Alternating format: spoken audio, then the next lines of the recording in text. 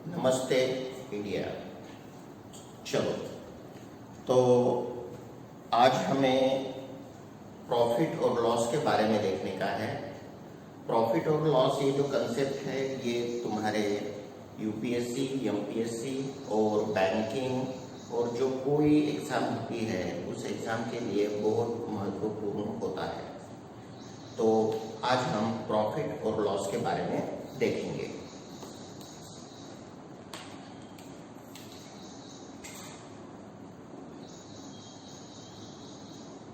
Profit and loss.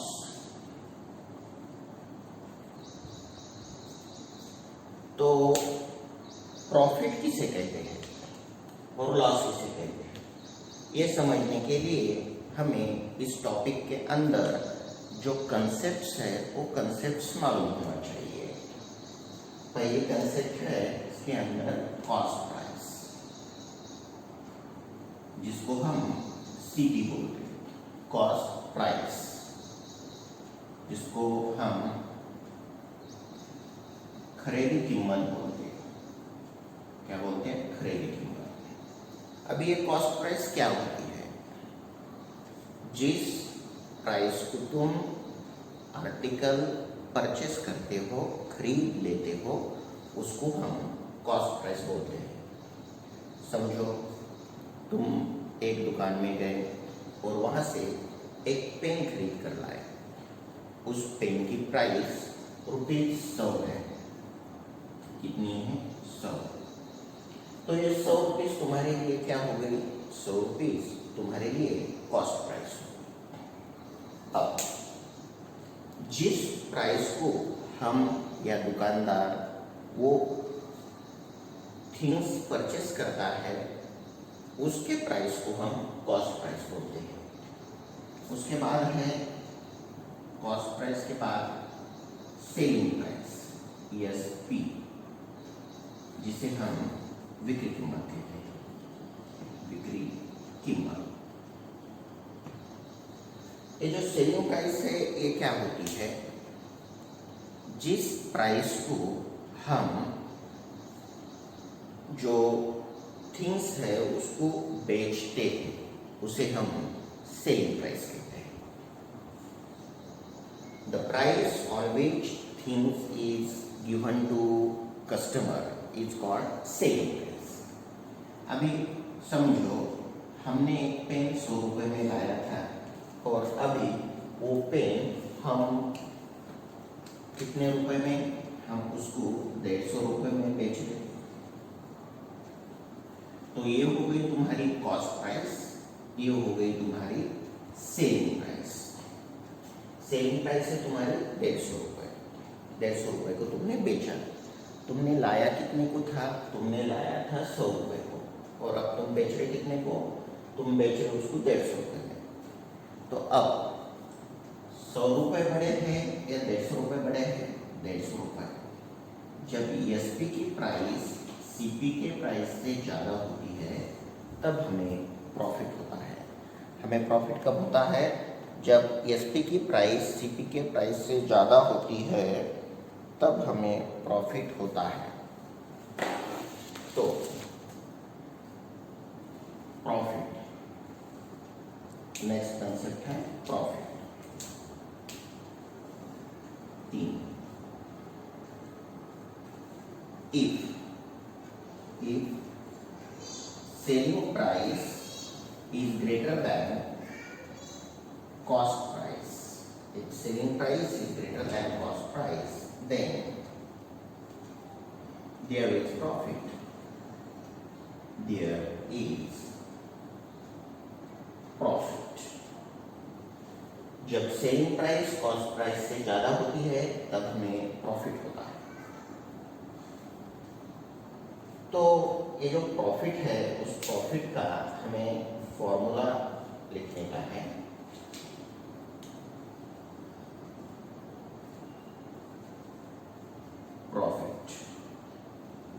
Profit is equal to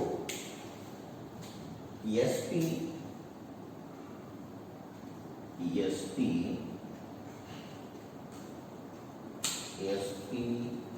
यहाँ पर हम माइनस और ये सीपी, एसपी माइनस सीपी, तो तुम्हारा प्रॉफिट क्या हो गया?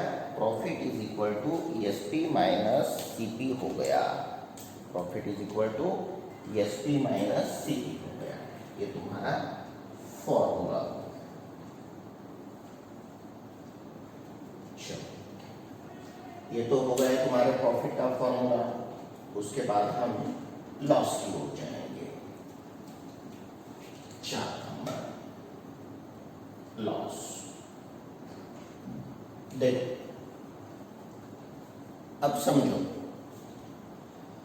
तुमने वो चीज लाई थी 100 रुपए के लिए, 100 रुपए में, और अगर आप उसको बेच रहे 50 रुपए में, तो मैं इसमें यहाँ पर प्रॉफिट निकाल के बताऊंगा।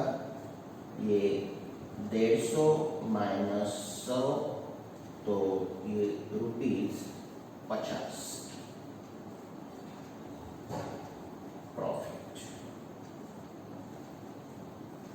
प्रॉफिट आ गया ना, 50 रुपीज।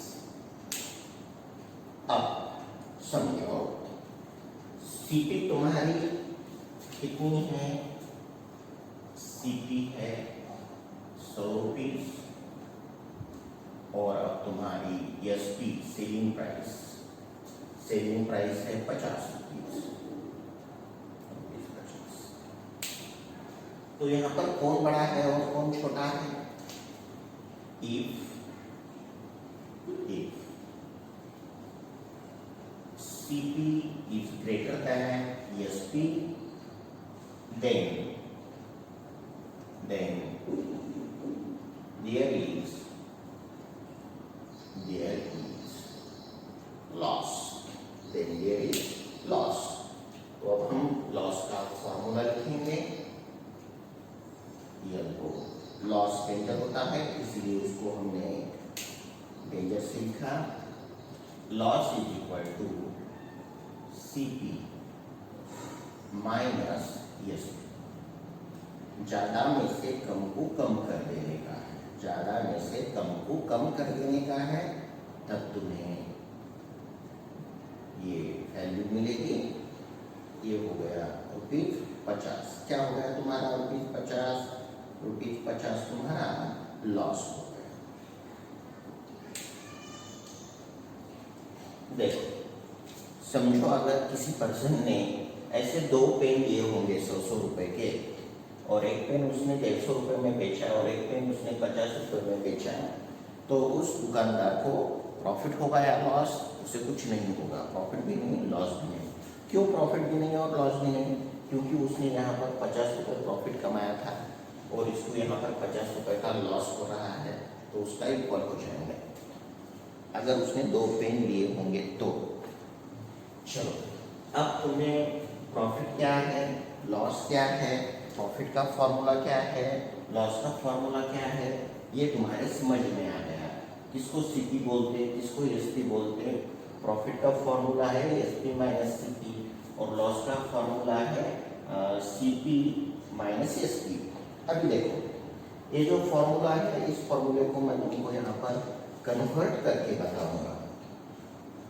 देखो, यहाँ से अगर मेरे को एसपी निकालने की है, जब तुम्हें सवाल में प्रॉफिट दिया होता है, सीपी दिए वाली होती है, तब एसपी निकालने का इससे फॉर्मूला क्या बनता है? देखो, एसपी इज इक्वल टू, ये सीपी इधर आएगा, प्लस हो जाएगा, ये प्रॉफिट और ये plus CP, profit plus CP. SP is equal to profit plus CP, एक फॉर्मूला मिल गया। और यहाँ पर दूसरा फॉर्मूला सीपी का, सीपी जब तुम्हें प्रॉफिट देते हैं तब सीपी क्या होता है? CP is equal to SP minus profit, SP minus profit, CP is equal to SP minus profit. तो ये फॉर्मूले से तुम्हें ये 2 फॉर्मूले मिलते हैं। उसी तरीके से मैं तुमको यहाँ पर ये लॉस के 2 फॉर्मूले बताना चाहूँगा। अगर तुम्हें सीपी चाहिए तो सीपी क्या मिलेगी, CP is equal to loss plus ESP, CP is equal to loss plus ESP, ये एक फॉर्मूला। और दूसरा फॉर्मूला कौन सा है, दूसरा फॉर्मूला हम बनाएंगे ESP का। तो ये जो ESP है ये इधर आएगा, वो प्लस हो जाएगा, और लॉस उधर जाएगा, वो माइनस हो जाएगा, CP माइनस लॉस। ये CP लॉस उधर गया, माइनस हो गया, माइनस लॉस, ये हो गया उसका फॉर्मूला कोई ऐसी इधर की उधर की चीज नहीं होती है। फॉर्मूला जो है वो सिचुएशन पर आधारित होता है। अभी देखो ये भी CP का फॉर्मूला है, उधर भी CP का फॉर्मूला है। ये फॉर्मूला तुम कब यूज करोगे, जब तुम्हें लॉस और ESP दिया जाएगा। वो फॉर्मूला तुम कब यूज करोगे, जब तुम्हें ESP और प्रॉफिट दिया जाएगा। तो इस तरीके से हमें फॉर्मूले का यूज करना पड़ता है। चलो अब हम आगे देखेंगे प्रॉफिट और लॉस।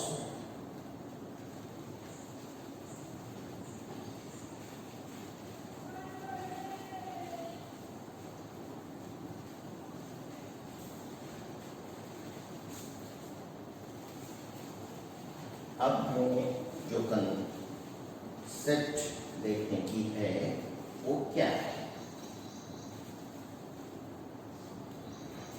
तो अब हमें जो कंसेप्ट देखने की है वो कंसेप्ट है परसेंटेज प्रॉफिट या परसेंटेज लॉस। परसेंटेज प्रॉफिट किसको कहते हैं,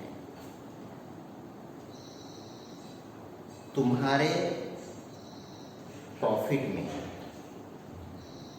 100 रुपए पर कितना प्रॉफिट होता है उसे हम परसेंटेज प्रॉफिट कहते हैं। तो पहले हम ये इसमें परसेंटेज प्रॉफिट कहो या उसको प्रॉफिट परसेंट कहो, profit percent, one and same. अब ये प्रॉफिट परसेंट क्या होता है, तो प्रॉफिट परसेंट उसका फॉर्मूला है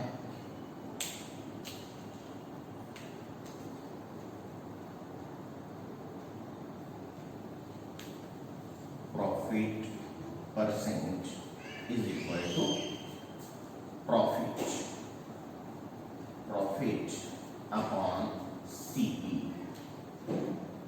देखो हमें जो कुछ करने का है वो हमें CP पे करने का है, क्योंकि CP पर निर्भर है प्रॉफिट हो रहा है या लॉस हो रहा है, किस पर निर्भर है, CP पे। तो हमें जो कुछ करना है वो CP पे करने का है। तो profit percent is equal to profit divided by CP into 100। ये हो गया तुम्हारा प्रॉफिट परसेंट का फॉर्मूला, प्रॉफिट परसेंट। अभी ये जो फॉर्मूला है उसे हम चेंज कर सकते हैं, ये उसका एक फॉर्म हो गया। इसी फॉर्मूले का मैं तुमको दूसरा फॉर्म बताना चाहूँगा, कैसा, देखो प्रॉफिट परसेंट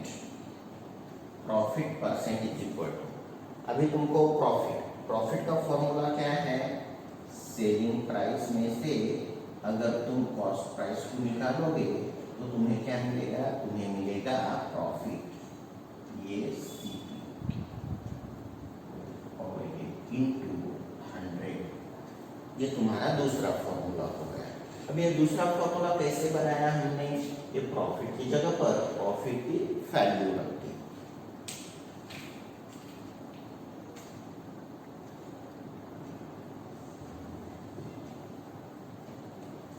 देखो ये जो अपने कॉम्पिटिटिव एग्जाम होते हैं, उन कॉम्पिटिटिव एग्जाम के लिए जरूरी कौन सी चीज है, तुम्हारी कंसेप्ट क्लियर होना जरूरी है।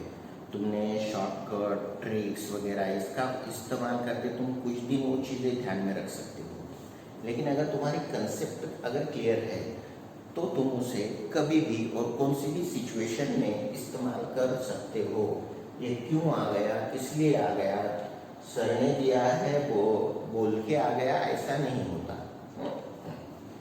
चलो, और मैं इसको तुमको दूसरे और फॉर्म में बताऊंगा। ये इसका तीसरा form, profit percent is equal to ये ESP माइनस CP। मैं क्या कर रहा हूँ, डिनोमिनेटर सेपरेट कर रहा हूँ, इसका डिनोमिनेटर इसके नीचे दूंगा। अब इसके नीचे अगर इसका डिनोमिनेटर दे दिया जाए तो वहां पर आएगा 1 इंटू 100। अभी ये इंटू 100 कहाँ से आ गए, परसेंट प्रॉफिट बोले तो 100 को कितना 100 को कितना, तो ये 100 अगर इधर डिनोमिनेटर में भेज देंगे तो चलो उससे हम और एक फॉर्मूला बनाएंगे।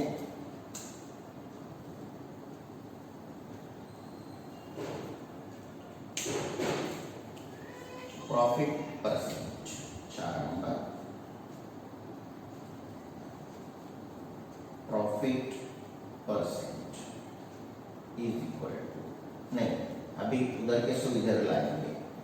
परसेंटेज यानी क्या, परसेंटेज यानी जिसका डिनोमिनेटर 100 है, जिसका डिनोमिनेटर 100 है उसे हम परसेंटेज बोलते हैं, जिसका डिनोमिनेटर 100 है उसको हम परसेंटेज बोलते हैं। तो इसका डिनोमिनेटर है 100, तो ये क्या बन गया, ESP बाय CP माइनस 1। अब देखो मैं क्या करता हूं, इस एक को इधर लाता हूं, अगर ये एक इधर आ गया तो क्या बन जाएगा, अगर वो 1 इधर आएगा, 1 इधर आएगा तो वो प्लस बन जाएगा। तो मैं तुमको एक पांचवा, वो 1 को इधर लाया, ये प्लस बन गया, 1 इज इक्वल टू इसको मैं उधर भेजूंगा वो माइनस बन जाएगा, ESP minus CP minus profit divided by 100। ये तुम्हारे लिए नया फॉर्मूला है, ऐसा फॉर्मूला कभी तुमको किसी ने कभी नहीं दिया होगा, ऐसा फॉर्मूला है। तो 1 क्या होता है, 1 ये रेशो ESP माइनस CP, अगर उसमें से हम परसेंटेज प्रॉफिट को अगर निकालोगे तो उसकी वैल्यू क्या आएगी, उसकी वैल्यू आएगी 1। ये अभी इस फॉर्मूले से मैं तुमको CP का फॉर्मूला बताना चाहूंगा।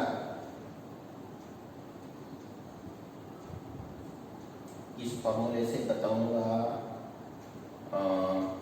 देखो, और इसका एक फॉर्म 6 में उसको क्या लिखूंगा, ये profit upon 100 is equal to profit upon CP, profit upon CP। ये दूसरा फॉर्मूला बन गया।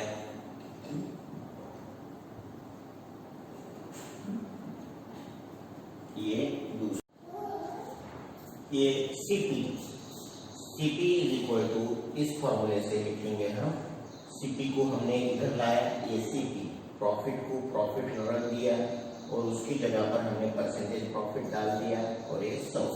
CP is equal to profit divided by percent profit into 100। Got it. तो अब हम आगे की कंसेप्ट की ओर जाएंगे।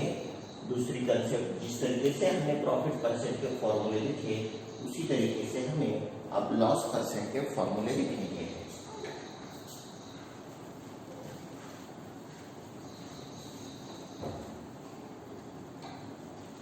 कौन से भी सब्जेक्ट के प्रिपरेशन के